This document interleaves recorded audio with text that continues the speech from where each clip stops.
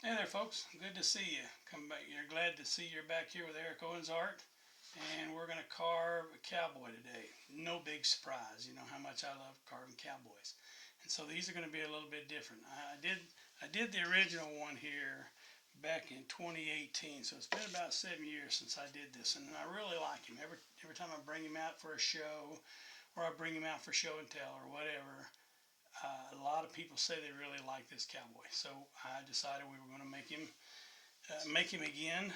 There's going to be a little issues along the way. I'll show you how I address all of those because every time I move this thing, it seems like one piece or another gets broken off. That happens with carvings. So especially if you're carving where you want it to be movement, you want it to be doing something other than just static, standing up straight, showing him how he can freeze and for hunting or whatever you're doing. Anyway, when you start doing something like this, it gets a little more complicated and gets a little more difficult to do what you want it to do because we're working with wood and wood has a tendency to break. But you know what? We got some pretty good glue, we got some pretty good epoxy, and we'll see if we can't address that problem. Anyway, here's the original one that I did. Everybody seems to enjoy this guy. I call him my walking angry cowboy.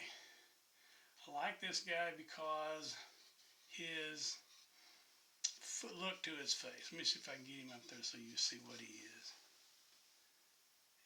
There he is. He's not too angry, but the others I made him a little bit more angry. But the difference is he's carrying a gun, and the original pieces where the rifle was, or shotgun, whatever you want to call it, was a little bit flimsy, and so it kept breaking off. So then I carved it with the hand and the gun together.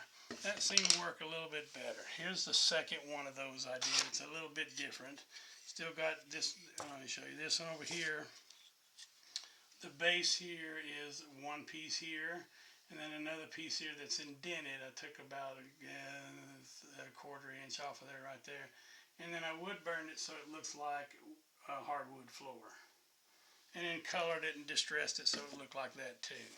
Here's the second one I made just recently. I did this in here just in the last little bit because I really liked the way he looked, but he didn't turn out quite the same. I mean, this face he's like, what do you want? And I really liked the way he turned out. Again, the hand was a separate piece. Well, the hand and the gun is a separate piece. Sorry about that. And I've got the base there. Again, it's another hardwood floor. We see him all around. He's angry. He's striding up the street. He's not real happy about being called out of his coffee, or maybe he's watching Gunsmoke. I don't know. But that was the next one I did. Then I did a third one, and I like this one, or maybe these were mixed up. Maybe this was the second and the other one was the third. Anyway, I got another one of these. Again, the floor is wood burned to look like hardwood floor. And again, another kind of angry, kind of neutral. I've got him with a star over here on his left vest. It don't stick out a whole lot. I may have to put some gloss on there to get that to show up. But anyway, the hand, this one, of all the ones I've done, this one gave me the most fits, and I don't know why, but anyway, he decided to be contrary, as we say in the South.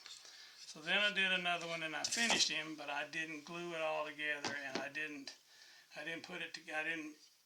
I didn't finish it, quote finish, with a quotation marks, because he's not done. His gun is still, nope, sorry, this one's already done except for painting. So this, and again, I've got it. He says, "What now?" I'm not sure why it's backwards. But anyway, what now? So he's striding down the street. He's just all puckered up. He's angry at something, so he's taking it out on everybody he comes across down the road. And then here's another one I just finished, and I think this is the one I didn't attach everything. Yeah, that's one. So there's going to be opportunities along the way for you to change it the way you want. If you'll notice, some of these have a pistol on his hip. So there's one with a pistol on his hip. Looks okay. I mean, we're dealing with small stuff. This is under 8 inches, and so it's hard to get a lot of the details that we want on some of these things. But you can get some detail and show something. Sorry, I'm digging around in here for his pistol. because that one guy I just showed you up here a minute ago, right there on his leg, he's got a nail sticking out right there, and that's where his pistol goes. So it's not glued in. It's not gonna stay in. I left him undone, unpainted, so you can see what it looks like when you're completely done. And that doggone thing ain't gonna stay there until I put the glue on it. I don't want to do that just yet because I want to be able to paint it well. But anyway, get him up there so you can see him. Anyway, there's his pistol, and that looks okay too. And then this last one I got, I like this one a whole lot. He's really boogered up in the face. He's really mad at somebody. And so I'll give you a little tips and tricks along the way to show you how to get that shoulder done. You're better off carving it when it's when you're not done with it. Don't wait till the end of it to do that. And then we'll start with this one. Here's the pattern. I'll go ahead and, I can't remember how to put them on my website, but I'll put them on the website. Here's what we start with. We got this fella here. Almost looks like one of those generic cowboys. We turn him a little bit, and he's got two boots, and he's got his body. And you'll have to make a decision on how far forward you want that arm to come, because if it comes too far forward and too far up, then it hides his whole face. So you'll have to figure out how to do that. I'm going to take a few minutes to figure out how to put this pattern on my website, because I cut them out of manila envelopes. If you remember, I used to do cereal boxes, and what I find out is that the printing on the back of the cereal box or all the way around makes it slide around all over the place. So hard to hold it in place and trace it. Here's the pattern that we're going to be using. This is about a 6-inch pattern. It's about 6 by 3 by 2 3/4. So you could say 6 by 3 by 3. There's the side profile. There's the that was the side profile. This is the front and back profile. You're gonna have to be careful, because right in here you have a tendency to cut deep in there, and then you get over towards the face right here, and then you get too far down on the hat. I've done the hat to where on the front view, on the front view here, because the other one, you got to make sure your line for the hat goes across here, so you don't cut off anything up here. And it goes across here on these two lines. So this line right here has got to be just up a little bit, and then this line here has got to be just down a little bit, so you can get up under there and you don't remove. Because if I cut straight across there, I'd lose part of that hat. And I know it's kind of hard to confuse when I'm just holding it up there like that. So I'm gonna figure out a way to put that into my website, and we'll get that taken care of. So this part one of the Angry Walking Cowboy. I hope you enjoy the project. It's more of an intermediate, way upper beginner to mid-intermediate, just because of the complex. You've got turned, you've got a little face in there. He's turned, arms are going in 2 different directions, legs are going in 2 different directions. You've got to take all this space out here, and you've got to add that arm. Now, whether you add that arm as a piece, and then the back of the rifle and the front of the rifle as 2 separate pieces, whether you do it as one whole piece like I've done on a couple of these, or whether you just change it completely, gets away from carrying a rifle like that and he does something else. I don't know. That's entirely up to you how you're going to do that. But that's what we're starting. That's what we're starting with right here. We got the blank, so you can cut that blank out. And then we've got the ones that are finished, carved. I don't think this is painted. Yeah, this is glued in there. And then we get a couple of these finished ones. I really like the first one. I got away from him a little bit, but I really like that first one that I did. I like the second one. I would, I'd make some changes to them. I like the third one that I did too. And I really just like that angry face. He's like, gosh dang it, I just wanted to watch Monday Night Football. And then the other 2 that I've got that are semi-finished, but they're not painted. I may leave them just like this and call it good, glue it all together as one piece. And then I've got the other one that it's screwed together but the gun is not tied, not glued in or anything like that. Sometimes I put a little nail in there. I don't know if you can see that on this one. There's a little there's a little nail right there. Sometimes I'll put it in there in the hand, and then as I go in and push it into the arm, I have to clip a little bit of that off because it gets a little bit, it won't embed in there. So, all right, this is part one. We'll see you in part two.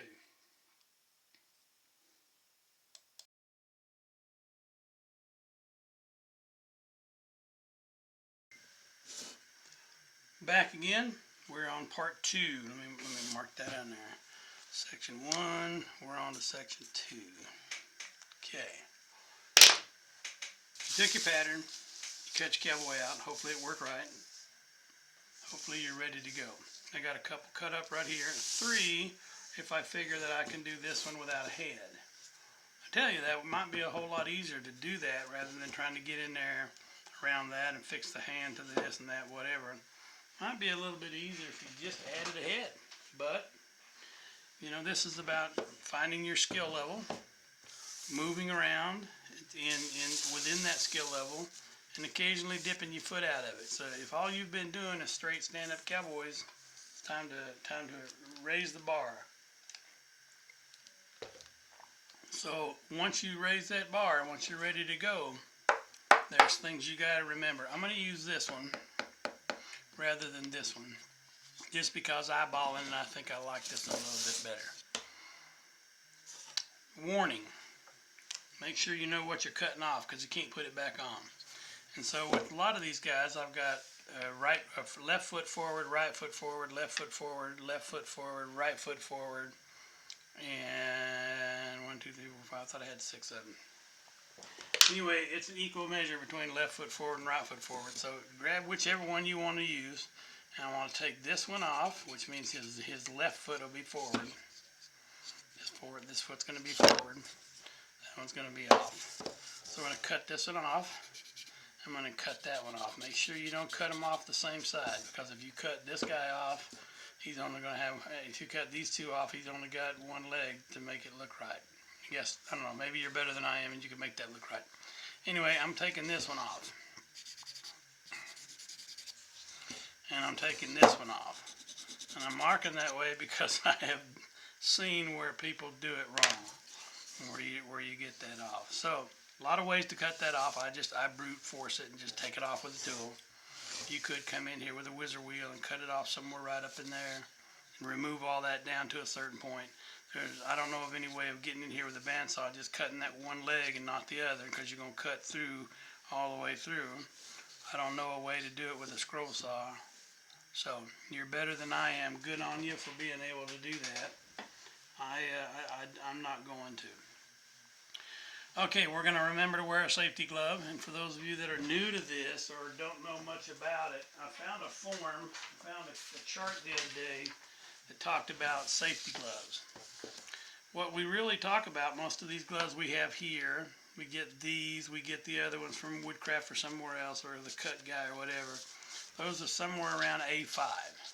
Now, A5 is good for a certain amount of grams of pressure for appliance manufacturing, glass handling, canning, electrical, carpet installation, automotive assembly. So anything higher than an A5 is going to be able to give you the slash protection you're looking for. You don't want to. You're still going to get these little holes in there. See those little holes that are in there in these gloves?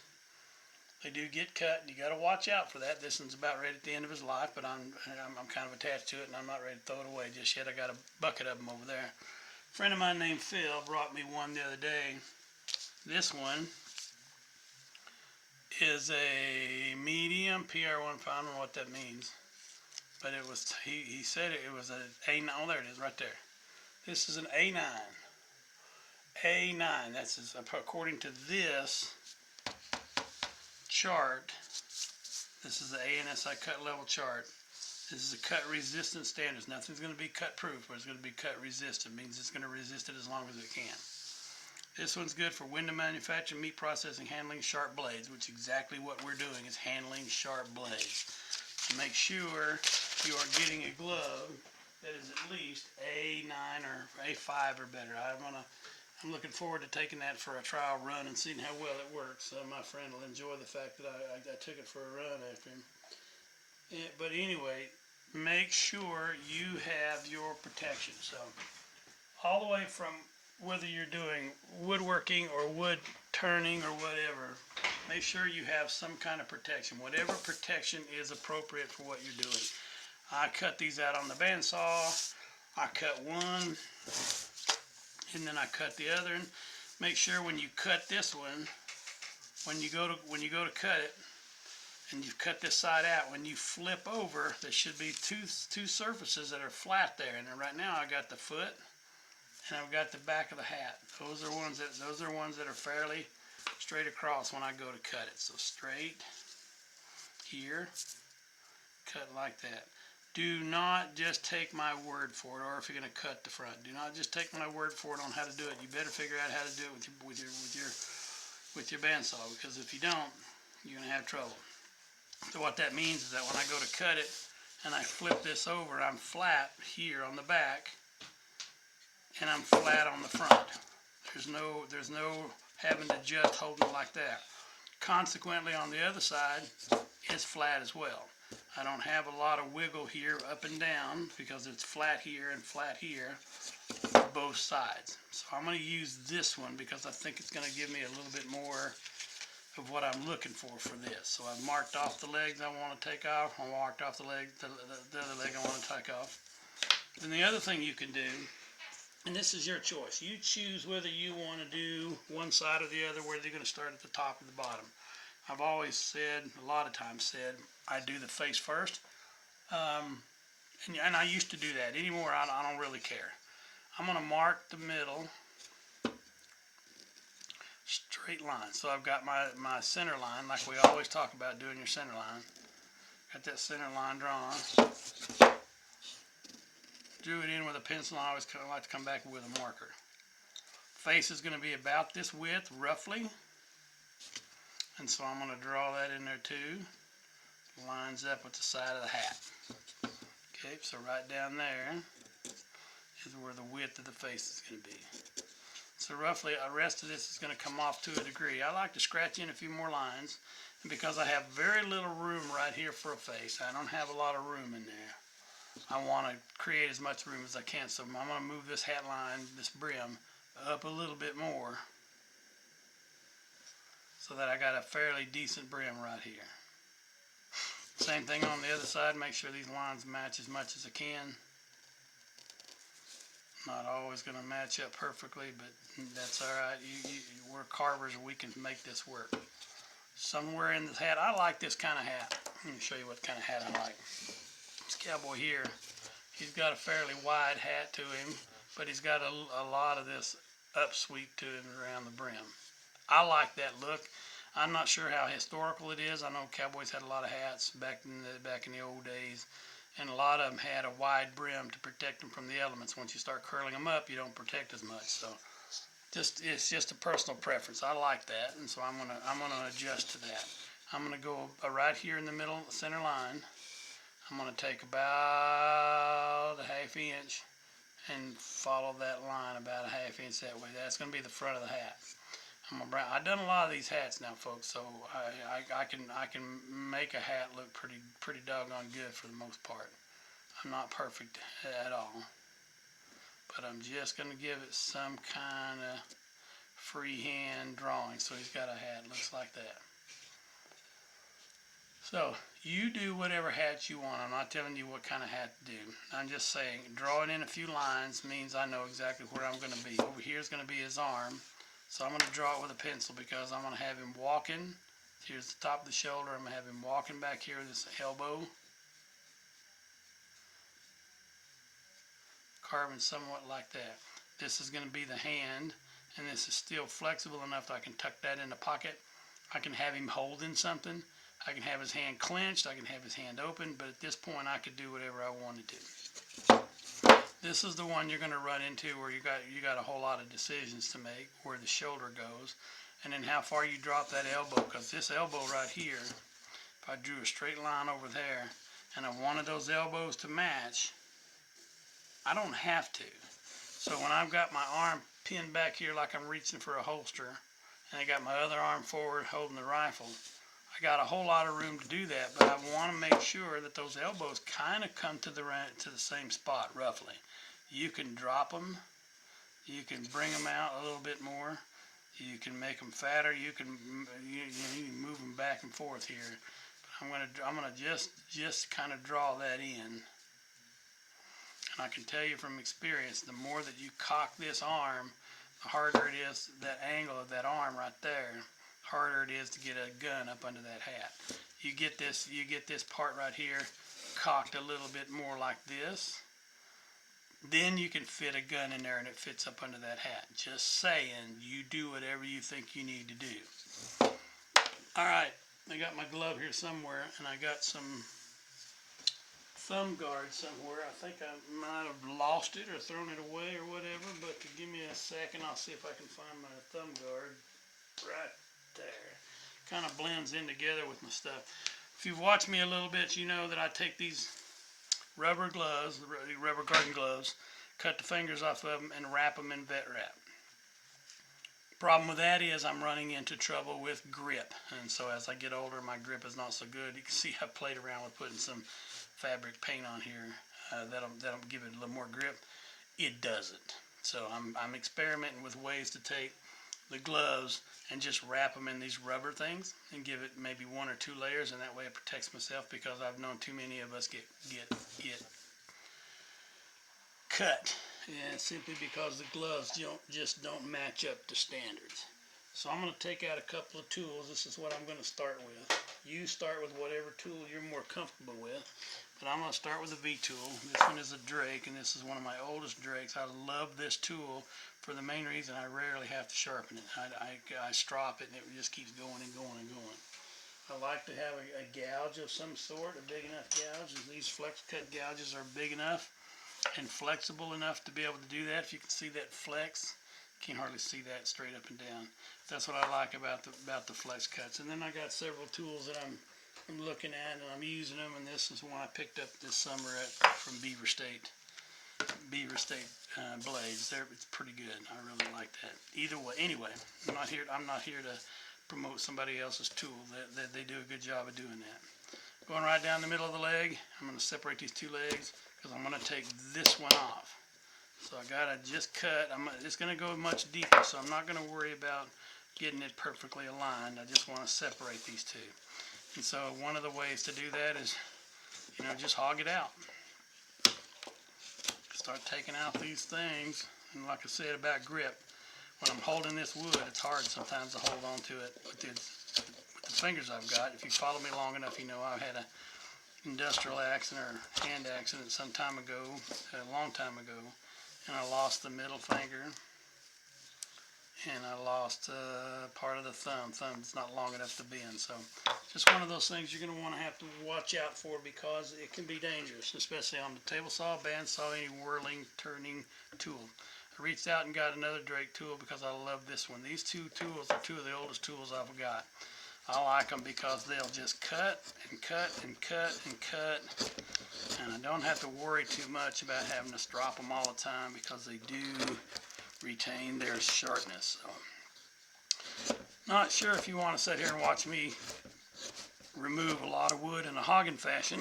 It's kind of like watching corn grow. I can't imagine how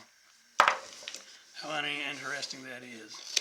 But anyway, I'm going to go hog wild on it here for a few minutes.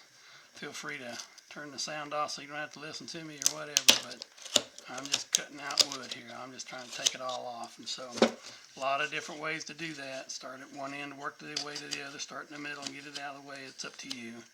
But I'm just worried about getting that wood off and out of my way, because I'm going to do this twice. I'm going to do one leg and I'm going to do the other.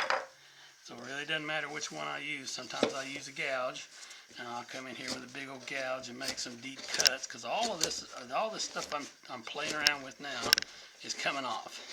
Doesn't really matter as long as I don't booger myself up here. As long as I don't do that, I'm good shape. I got to leave room out here for the leg, although we're going to thin these legs down. So I'm going to just go hog wild. whatever you want to call it.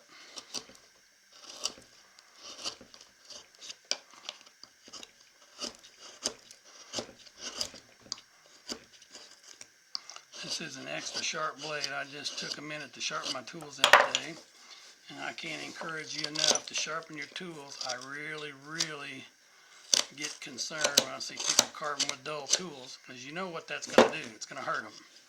They're going to push too hard. They're going to do something too wrong. They're holding it a little bit odd just to try to get that wood off. And so it can be dangerous. Let me just tell you from experience, watching and experiencing it myself. When you're at the end of the day and your dull tools aren't as sharp as they used to be. Folks, take a minute, go sharpen that thing, go get it. And if you don't know how to sharpen, there's a lot of ways to do that. And and if you, I don't know, I'm preaching to the choir primarily, but I'm preaching to those of you that don't sharpen your tools very often. If you don't know how, pay somebody, whatever they charge, it's worth it. $5 to sharpen your tools. It's a whole lot less expensive than having to go to the hospital. And if you're into pain and you don't mind that, no big deal. You go right ahead and do what you got to do. But think of those who got to take care of you. If you really injure yourself, somebody else has got to open a jar of peanut butter or whatever for you, and it's just not a good thing. And imagine how they feel having to do that. If you've done that more than once or twice, then at some point they're going to say, I'm really tired of this.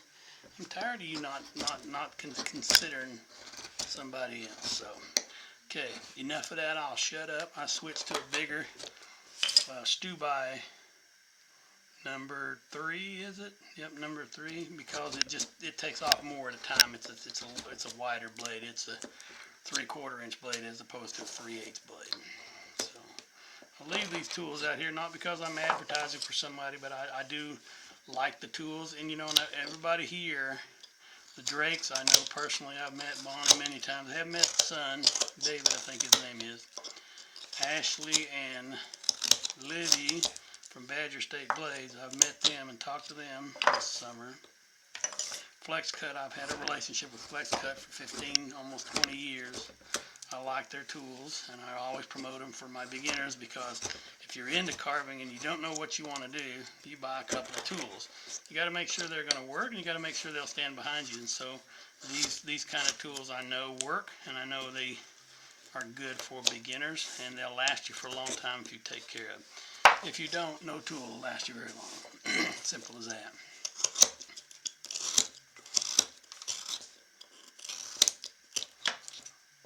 See how much we've gotten? We've almost gotten that whole thing off. I'm going to come across here with the V-tool just to indent in there, and I'm going to come back here with the gouge. I'm almost there. I got to be careful about cutting through, because if you cut through, then it'll surprise you how deep it'll go into the wood, into your table, into your hand, whatever. So anyway, I said I was going to shut up and I didn't. I promised to this time.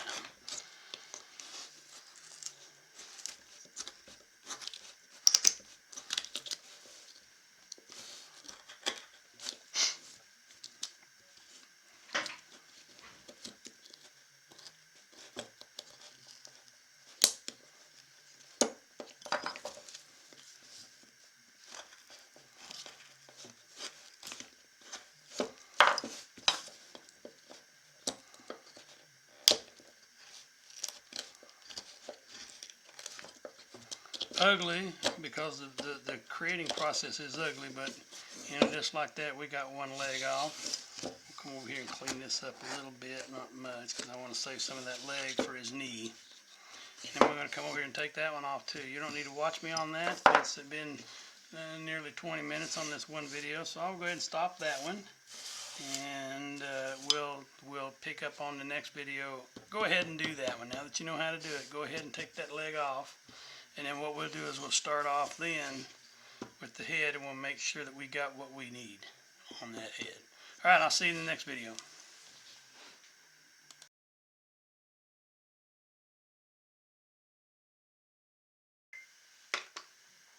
Alright, welcome back for part number 3. I'm going to mark that off. We're at number 3. And hopefully you've got those legs cut out like that. You removed one of the legs on one side, right side, left side. Then you remove the corresponding alternate one on the other side. So this one I've got his left leg going forward. He'll be going like that, and his right foot is back. We'll do a lot of adjusting on that in the meantime. Right now what we're going to do is going to work on his hat. Hats can be tricky, especially when you're working with this kind of wood where it's fairly big, because this is a lot of wood to remove out. Depending on the type of hat you want, I always work big and make it littler, but you can carve that out on, or draw that out on the top. I gave it a line here because I know I'm going to be just outside of that line, and I'm going to trim these two pieces down right here. So we're going to go in and take these two pieces right here off, down to a certain line, so we don't have to go down too far. But just know that if we use that as his hat, that's a big old wide hat, and you end up with a hat that looks like this. Nothing wrong with it, but just make that decision. That's a pretty big size hat on that guy. So if you don't like big hats, I like big hats and I cannot lie. Sorry, I promised a long time ago I wouldn't sing, and I did. I just broke my own cardinal rule. Sorry. Anyway, what I like to do with these is I like to do it with a gouge. I use this big file here. It is heavy duty. It's a number 9, and I don't have to sharpen it much, but occasionally I gotta strop it. So what I'm going to do is I'm going to start doing right here, and I'll show you a trick. Well, not a trick. This is hard. Grain is running this way. It's kind of hard to get to it, but you start carving, right? One of the things you can do, and I know there's people that hate this, is I take a little small spray bottle, half with rubbing alcohol, half with water. Reason for that is the rubbing alcohol raises the grain, and then you carve that off. People say, well, then I gotta wait for it to dry. Well, if you cut down to where it's still dry, then you're okay. Let me show you the difference. You'd use this at your peril, at your expense, whatever. Here's the top of the hat I'm trying to take off. That is hard. So if I were to come back here and spray it, you can't see what that does, but it soaks in, and when it starts to get lighter, I can come in here and it just makes it a little bit easier for what I'm trying to do, which is remove wood. There's a lot of wood here and I want to remove it. Having said that, I'm not going to use that very often because I don't really like it. It's okay, I don't know. I'm kind of an old school guy, and while I'm carving the brim, sorry, I have a hard time staying in the camera, so I'm going to make some adjustments here so that I can stay in the camera where I need to be. There we go. Usually I'm down here carving near my lap, near my belly, and I need when I'm with the class, I need to stay away from that. Anyway, all right. So I'm going to use a couple of gouges, 3 or 4 of them. I'm going to use a good knife. I'm still on this knife here. What I want to do, here's this line coming around here. I want to draw that line back in. Do it with a pencil because I don't want it to run. Okay. And then I want to take that wood off. And again, the grain's running this way, so you're better off carving straight up and down. What I'm doing is just shaping the back of this hat.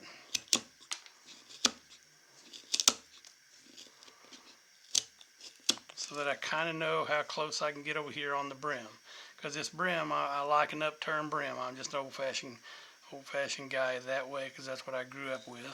But I like that like that to where I get out here and I've got room to play with because I'm going to remove this and back. And if I move that hat all the way back, that brim is that wide. If I take some of this back here and some of that back there, now the brim is not quite so wide. So use that at your discretion. I'm not telling you what to do. I'm not telling you what's best to do either. Now, normally when I do hats, I wanted to show that before I got started, but normally when I do hats, I do this part right here first. And usually what I do So come in here with a gouge, and I have that one that I just started with a minute ago, and I got another one I want to show you, the file, the big one. These are big tools. Come out of there. These are big tools, and they'll do a lot of work for you. You got to treat them. You got to treat them like you want them to be treated well. Okay. We're going to come in here and we're just going to go around that brim drawing. So when you draw this around right here and right here, make sure you know exactly where you're drawing it in and exactly what you're trying to cut off. Because you make this too thin, it's going to fall apart on you. It will do basically what you're telling it to do. And so if you get in there and you do that wrong, all of a sudden you got some problems to work around. This is how I do hats, for those of you that have followed along, how I do cowboy hats. I usually go up under the brim and remove that wood up under there. Mainly because what I'm trying to do is hog off a lot of wood.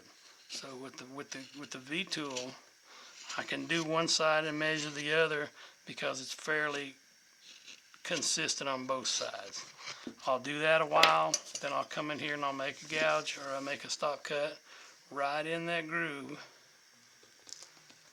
Cut it 2 or 3, 4 times, whatever you feel like you need to get in there. You're going to remove almost all of this wood anyway, because when we look at it, we're removing wood out here and the face is this wide, so we've got to get in there quite a bit. So switch from that to my little gouge. Again, you're going to run into issue or access issue because you're getting back up here under that hat, and that makes it really difficult sometimes to get in there. This wood that I'm using, and one that I did on all these, I keep seeing these little pockets right here. They're all in this wood. It's really nice wood to carve, but boy, if it doesn't have these little pockets in there, that's just something I couldn't have known looking on the outside of the wood, because it wasn't there. So I don't know if this piece of wood was closer to the outside of the bark or whatever, but the good thing is you can carve them right off. And as long as it doesn't booger up your tools, or you got to go sharpen them or strop them or whatever you want to call it, got to go make them sharp again, then you got to just take that into consideration. The good thing is most of that is outside of where the face is going to be placed. So we can get in there and relieve a lot of wood. So again, watching me just carve a lot of chips out of here is, I'll say it a lot, it's like watching corn grow. If you're not here just for the sound of the ASMR or whatever, then, you just enjoy watching somebody carve, and I do that. But anyway, I'll try to keep these sessions down to about a half an hour, maybe a little over that. But if you can see what we're doing here, we're taking this wood off underneath this hat, which is where the ears and the hair and the face is going to go. So we started removing some of that face a little bit, not a lot, but some, to where I know where I'm getting, because I got the legs kind of squared away. I want to get the hats kind of squared away, and that way I bracket it in. I got the top and the bottom done. Everything else in between is just details. Not really, but we'll call it that. So at some point I'll switch to a bigger gouge, because I got a greater reach, and I can take off usually more with a bigger tool than I can with a littler tool. But this is a way to get in there.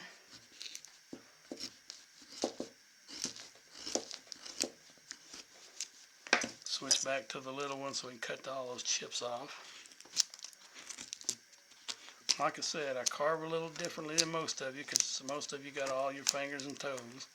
I don't. So I have to make up the difference with what I can, the way I can. And so a lot of you carve like this, where you use your thumb to push. Well, I don't have a thumb. That thumb only goes right there. So it makes it difficult for me to carve that way. I don't want to call myself a handicap carver, but I have a handicap that way, that that's just the way it is. You know, life is a measurement of how well you deal with what happens to you. Just whether you roll up and lay down in the floor and cry for the rest of your life. Well, do that for a few minutes. Do that as long as you need to. But get back up and say, you know, I'm not going to let this kick my hind end. I'm gonna jump right into it, and I'm gonna, you know, do the best I can with it. So, and that's the way life should be. Do the best you can with what you have, to all that you can, and make a good life. So there we are. We're getting that hat under there. That's gonna make it easier when I get out to here, because I'll have less to remove when I go to do the brim, because then I'll start carving around the brim and getting that going as well. We do the same thing for the other side too. So I started trimming this. Now I want to start trimming this too. Again, see those little marks right there? Just a few of them. Maybe my light's too wide. But anyway, I'm going to turn it upside down and carve up to get close to that brim. Again, I struggle with grip issues simply because I don't have all my fingers. So it has a tendency to slide around on me. So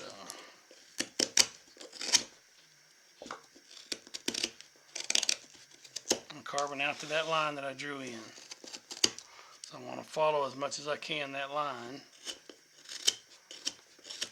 And I'm going to show you how to do one side of the hat. And then you're going to go off and do your portion of the hat too. But what we're doing is trying to get that hat brim to be where we want the lines to be. That's why we draw lines. We draw lines so we know the boundaries of where we want to go.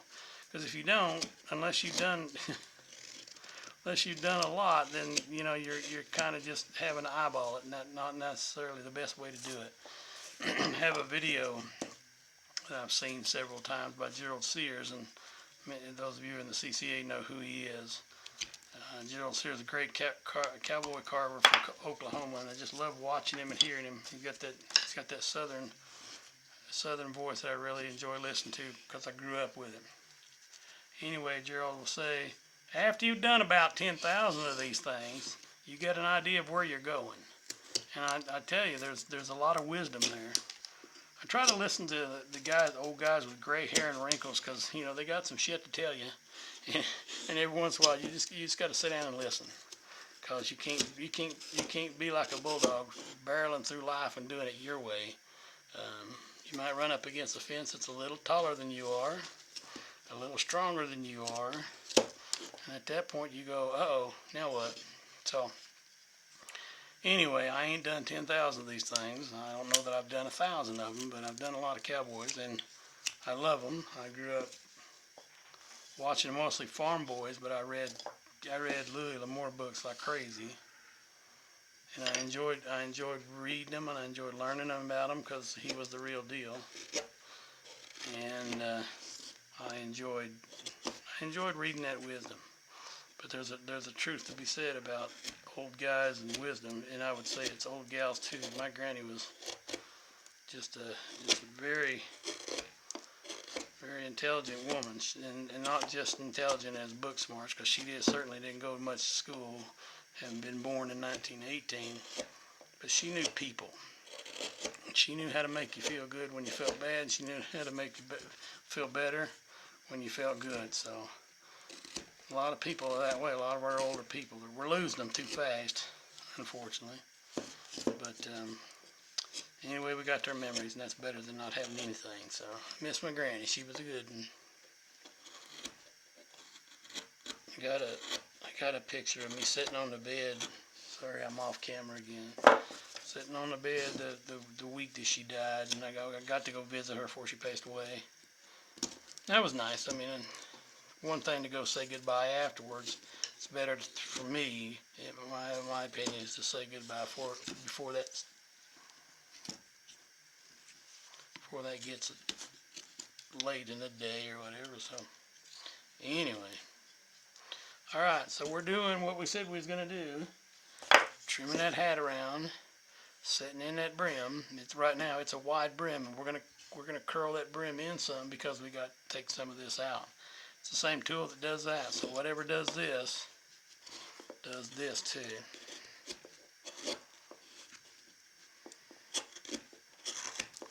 I'm going to pause for just a minute. I want to raise that camera up a little bit because you can see what I'm doing, but I keep pulling myself here. And if I raise that camera and tilt this back a little bit, I might be able to have a little bit better perspective there for you. Hang on just a second.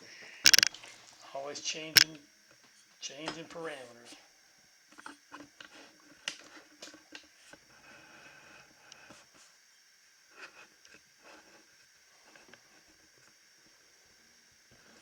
Maybe that way I can stay in the camera a little bit. I still got to be up there, don't I?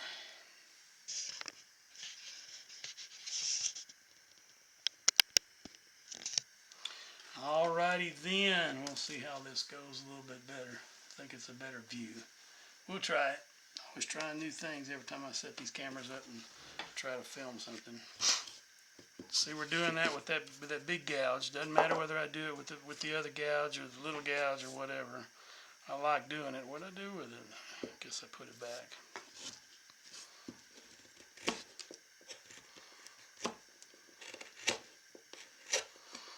Again, if you feel like it's easier to spritz that a little bit, because that's right on that edge, right on the end of that grain.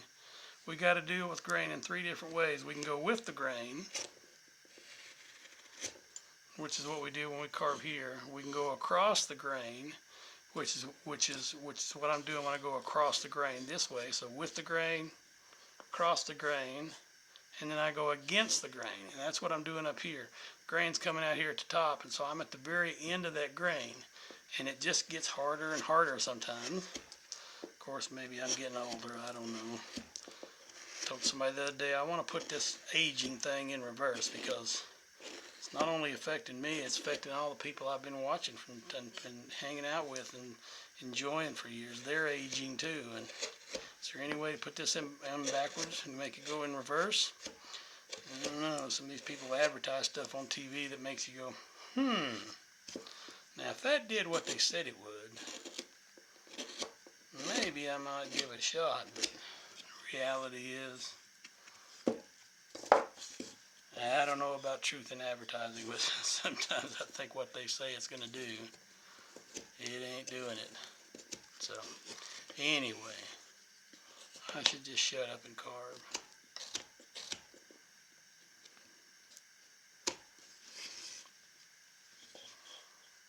We're heading in the right direction. I still feel like I want to pull some of this off before I get too deep in there. So let me trim that off just up to that line, because I got that line that I set there for a reason, and now I'm kind of ignoring it.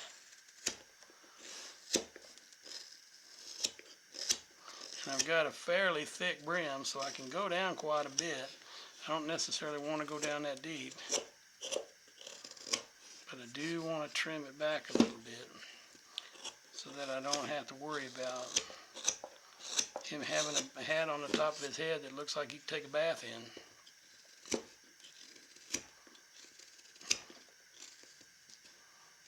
Of course, sometimes you get good wood, and in the other corner of that wood is harder than woodpecker lips, so you make you work harder than you really wanted to for that piece of wood to come off of there, or that whole line of wood.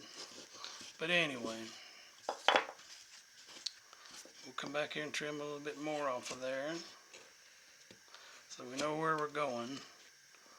We don't need to do 10,000 of them to know that, but we kind of got an idea where we're going. At this point now, it would be a good idea to go back and trim your tools up, but to be honest with you, I'll just grab another one because I like carving, and I don't like taking time off to go do something else, so I can sharpen them later. That's why I got 2 or 3 tools. Oh, anyway, wrong one. Grab the wrong one. There's the one we wanted. So we're on the other side, doing the same thing we was doing over there. Taking a little bit off of here, a little bit off of there. Okay, before we have to work and take a lot of wood off here, let's get some of this trimmed out like we did over here. So back to that Badger State blade.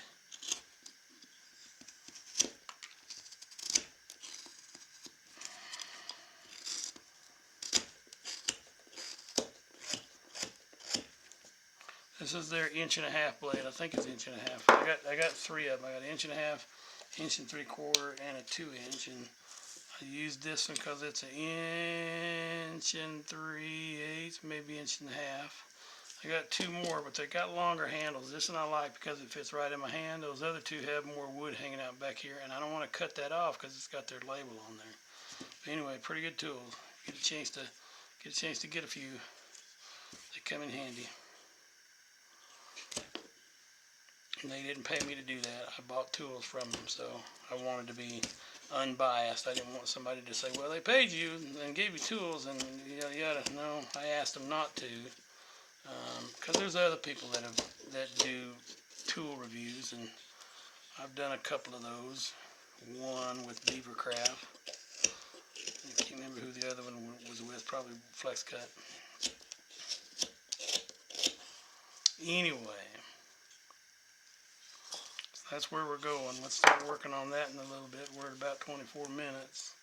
So kind of keep an eye on that so I know where we're at, where we're going. So we don't have to do 10,000 of them to know exactly where we're going. I missed that voice. I've listened to him several times on videos. They used to have him on a website called Carbon Online. And I think I bought a subscription 1 year for that, or 1 month. And I listened to everything he had to say and thought, ooh, this here is wisdom earned the hard way.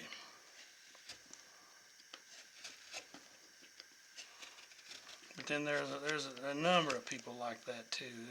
You listen to some of your mentors and just really get a kick out of talking to them. I've got a few of them. I'm lucky enough we have a few here in the Treasure Valley, what we call the Boise area. It's called Treasure Valley. And we had 4 of them.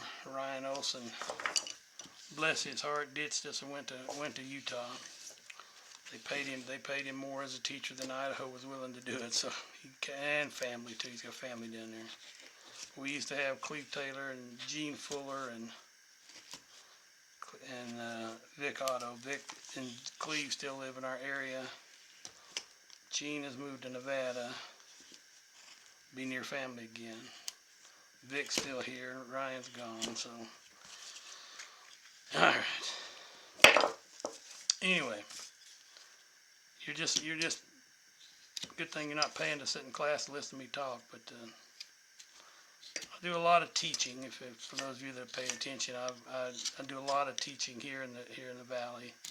And I do shows, and I do I have obviously this YouTube channel. Sorry, I stuck my head in a way there. And I teach a lot of classes through libraries, through organizations. I'm represented by an artisans cooperative in another town over, and they let me come in and teach a class whenever I want to. So might be advertising some more classes here soon.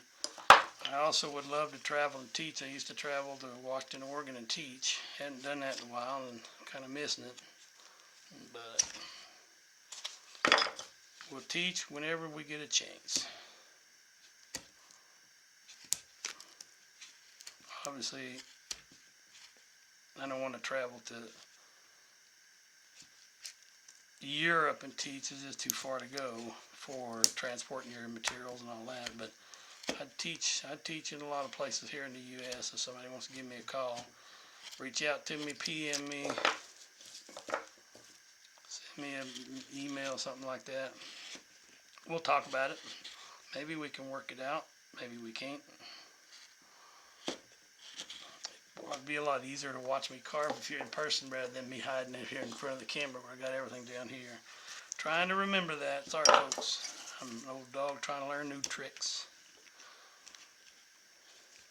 Or a dumb dog trying to learn smart tricks. One of the two. I don't know for sure which one I am. I mean, I do, but... So, we're at 24 minutes. Somewhere like that. So, I said I'd do about 30 minutes. So you can see how this isn't going to take that long if you know what you're doing, you know how to do it fairly quickly. I mean, getting up under that hat it's kind of tricky. But it ain't impossible. And it's just a matter of busting your behind and getting in there and get it done. And knowing your tools. If you know what your tools can do, know what you can do with them, makes a difference. I'm getting back into painting. I used to do acrylic and watercolor. I signed up to take a few classes in acrylic painting, and I'm kind of looking like that. But look and enjoy that. Well, one of the things I learned when I was painting was the more time you switch tools, the more time it takes you to do what you're doing. So for the most part, start with the biggest tool you need for that job, and that's what we did, because I certainly could have gone with a small gouge and done the same thing down here, but I did it with a big gouge, and that's what I wanted to do. But if you have tools in your hand, is there a reason for laying it down? While you got it in your hand, why not take care of some stuff? And that comes down to knowing what you're doing. So if you're used to doing, I'm going to do the elbow, and then I'm going to come down here and do the toe, and then I'm going to come up here and do the ear, and then and every one of them require a different tool, then you're going to be not working as efficiently as you could. Now, some of you out there are hobby carvists. I get it. I was for a long time. I didn't even think about, I thought I wanted to do that, but I didn't know how to do that, so I just carved for me, and now I'm carving for customers and carving for classes, and I try to streamline what I'm doing, because if I can find a way to make it do it in 5 minutes, and it looks just as well, as opposed to 30 minutes, then that means if I've got to do between now and on my next Christmas show, that means I got to do 100 ornaments or whatever, and if it takes me 30 minutes to do each ornament, then that's time that I need to kind of claw back and get, rather than okay, it's going to take me 2 hours to do this ornament, and I really need to get it down to 30 minutes, whatever. Anyway, I'm babbling. I'm sorry about that, but anyway, we're about where we wanted to be. We've got Angry Cowboy. He's ready to walk. He is got both of his arms are over here. I went ahead and drew in some rough symmetrical lines. Here is one arm out here. Here is the other arm out here. We're going to have a shirt in there, and this the jacket's going to come in here like this, or shirt, or whatever he's going to be wearing. There's the hat.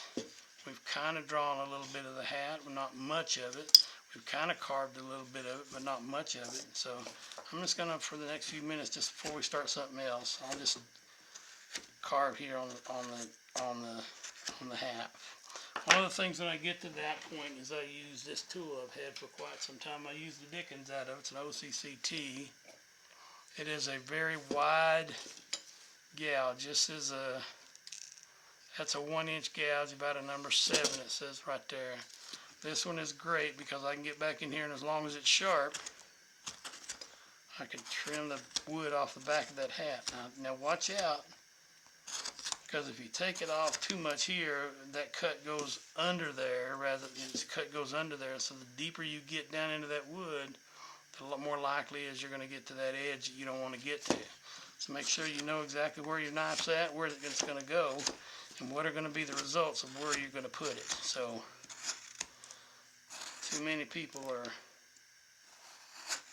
able to tell you stories about not knowing where the front of that knife was and the tip of that knife, and it ended up in a place you really, at the beginning and the end of the day, that's not where you wanted it to go.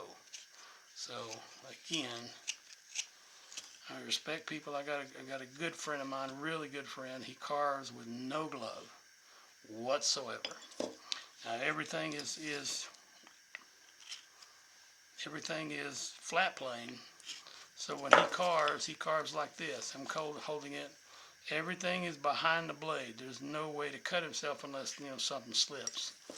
But he does a fantastic job of carving. Some of you may know Michael Chamberlain, good friend of mine. But he carves without a glove, and I just, even though I've never had a really serious cut, I think I had to get stitches one time. I got one stitch because it just slipped out of my hand. I don't want to repeat that. I'm not into pain. I don't really like it that much, and I don't want to look down at my hand and see the results of some bad mistakes.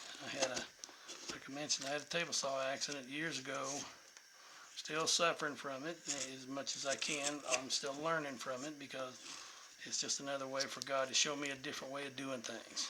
And I don't have to do them perfectly all the time. And I don't know what I'm doing if I do, but it's a way for me to learn lessons. And sometimes I learn them the hard way. Sometimes I learn them the easy way. But anyway, I want to make sure that I'm doing everything I can to stay safe. And you need to as well. Because your spouse, your significant other, whoever it is, husband, wife, children, whatever, they don't really want to take you to the hospital, emergency room, whatever. So make sure you are doing it as safely as you can. Cover the hand that's exposed. Cover the other one that is. I do these little thumb things, and I don't really want to get hurt anymore. So just something about that, it just makes me go, okay. Your homework between now and then is to trim this one side up so that it looks like that one. So trim this up, this brim here and that one, and get that hat shaped down a little bit more. Don't take off too much unless you know exactly what you've done. If you've done these things before and you know where you're going and you know what you're doing, okay. If this is new to you, stay within the parameters of what I've taught you, and we'll get there to the end where we want to be. It's been 32 minutes, 31 minutes almost, and we'll call this one good, and we'll see you in video number 4. Y'all have a great day. I hope you had fun carving with me, and I hope you enjoy carving on your own for a little bit, and I hope you have a great afternoon, and we'll talk to you next time.